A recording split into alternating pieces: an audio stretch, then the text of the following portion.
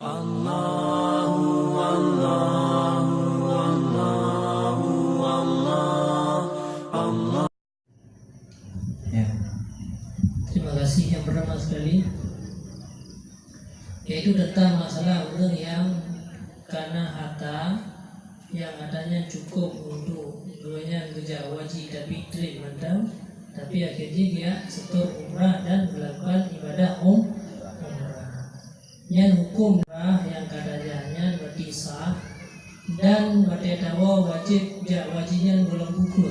Artinya apabila mati katanya tetap dituntut karena katanya karena istita'ah.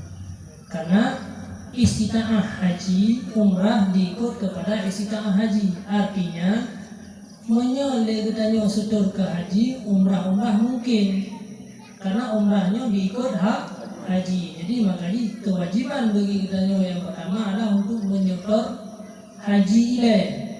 Jan yang merupakan atau jan yang tidak. Seandainya dia kali dah setor haji tiba-tiba meninggal umrah hana melumpuk haji hana melumpuk tanya kaglah daripada dosa. Jadi makanya hanjir dia tanya orangnya awal saja umrah.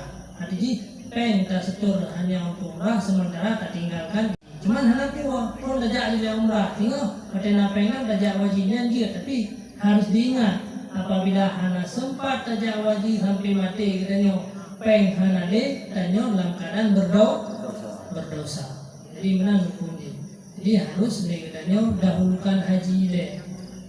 Dalam Al-Quran kan haji le watimul hajja wal umrata. Di antara rukun Islam adalah haji manis tata'a ilaihi sabila. Jadi umrahnya diikut bagi haji. Jadi miana harta dahulukan le haji, kemudian miana kelebihan.